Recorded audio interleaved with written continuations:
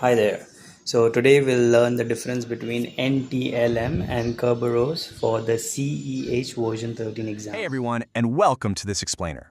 Today, we're unpacking the invisible architecture that actually keeps corporate networks secure and, well, on the flip side, how attackers manage to tear that architecture down. We're going to be looking at Microsoft Windows authentication. Specifically, our goal today is to really explain the difference between the Kerberos authentication and the NTLM authentication process.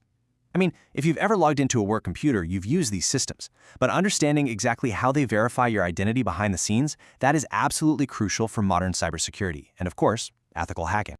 Okay, let's just quickly run through our agenda for today. First up, we're going to cover Windows password security basics. Number 2, NTLM, the legacy protocol. 3, Kerberos, the modern standard. 4 will be a head-to-head comparison. And finally, number 5, how hackers exploit them. All right, let's dive right in with Section 1, Windows Password Security Basics. So before we even get into the network authentication side of things, we really need to understand how your computer remembers who you are locally.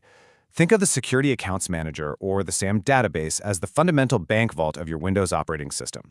See, Windows doesn't actually save your password in readable plain text. If your password is, say, password123, Windows runs that through a mathematical algorithm to generate this scrambled string of characters, which we call a one-way hash. It stores this hash right in the SAM database file, which is heavily locked down by the OS kernel. And this is your baseline security, right? Even if someone somehow peeks inside the vault, they're just seeing scrambled hashes, not your actual passwords. But as we'll see a bit later, hackers have found some pretty clever ways to use those hashes anyway. Moving right along to Section 2, NTLM, the legacy protocol. Now that we know how passwords are saved, how do we actually use them to log in across a network? Well, enter NTLAN Manager, or NTLM. It acts kind of like a security guard checking your ID at the door, and it uses this really clever challenge and response system. Here's how it works. You send a login request, and instead of just asking for your password, the server sends you a challenge. It's a 16-byte random string called a nonce. Your computer takes that nonce, encrypts it using your secret password hash, and hands it right back. Meanwhile, the server goes and grabs your hash from its own SAM database, encrypts the original nonce itself, and then compares its math with yours. If the encrypted strings match, boom, you're in. The real genius here is that your actual plaintext password, and honestly, even your hash, never actually travels across the network. So NTLM sounds pretty secure, right? I mean, the password never crosses the network. So why in the world did Microsoft phase it out as the default standard? Well, NTLM has some pretty fundamental structural flaws.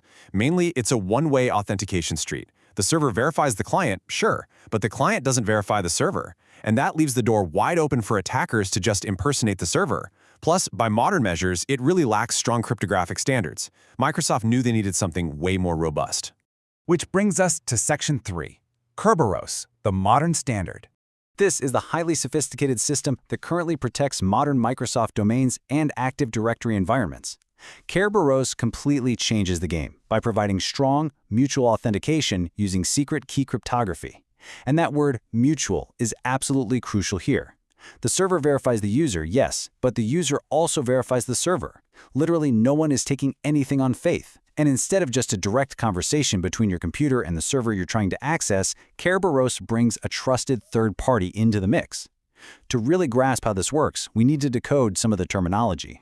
Okay, I know this looks like complete alphabet soup, but an amusement park analogy actually makes it crystal clear. So the KDC, or Key Distribution Center, is essentially the main ticket booth at the park entrance. Inside that booth, you have the AS, the authentication server, and the TGS, the ticket granting server.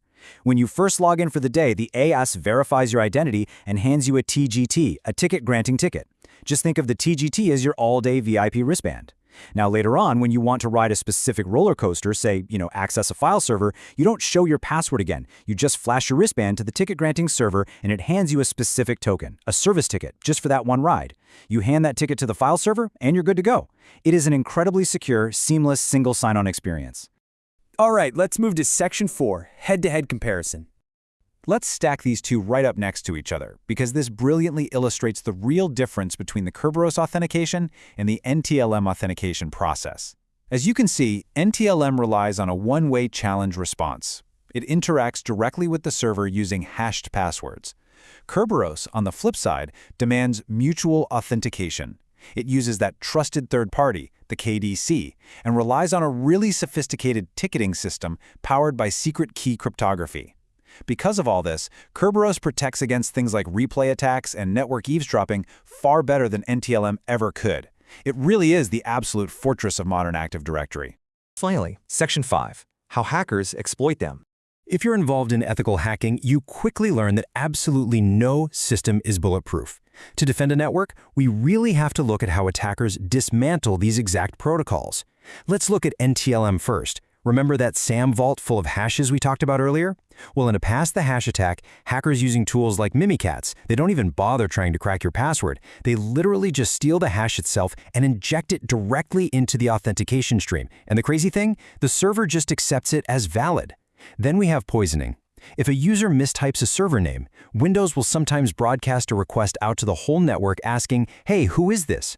Attackers use tools like Responder to basically raise their hand and falsely claim, "Oh, I'm that server," tricking the victim's machine into handing over its net NTLM v2 hash. And finally, NTLM relay attacks. This is where they simply intercept an authentication request in transit and forward it onto a target server, essentially riding the coattails of a legitimate user to gain unauthorized access. Now, Kerberos is definitely a tougher nut to crack, for sure. But the exploits here, they are devastating. The ultimate prize for a hacker in an Active Directory environment is the golden ticket attack. If an attacker can somehow extract the master NTLM hash of the KDC's own service account, known as the KRBTGT account, they can literally forge their own ticket granting tickets.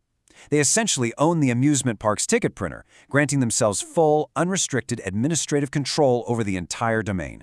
It's game over. A silver ticket is a similar concept, but it just forges a ticket for one specific service instead of the whole domain.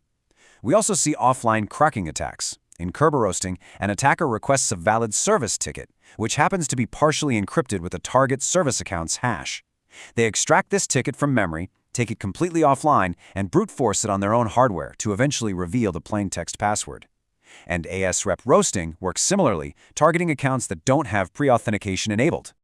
Which brings us to our final slide and honestly, a core philosophy from the EC Council's ethical hacking program. If you want to stop hackers from invading your network, first you've got to invade their minds. You simply cannot just rely on Kerberos being a quote-unquote secure protocol. You have to understand that attackers are constantly out there looking for misconfigurations, like those accounts without pre-authentication, or they're targeting the very hashes that make the entire system function. Security isn't just about deploying the right protocol. It's about anticipating exactly how the adversary is going to try and break it. So I want to leave you with the thought. In your own organization's network, are you just going around checking to make sure the locks are clicked shut, or are you actively thinking like the lockpicker? Thanks so much for joining me for this explainer. Keep learning and stay secure.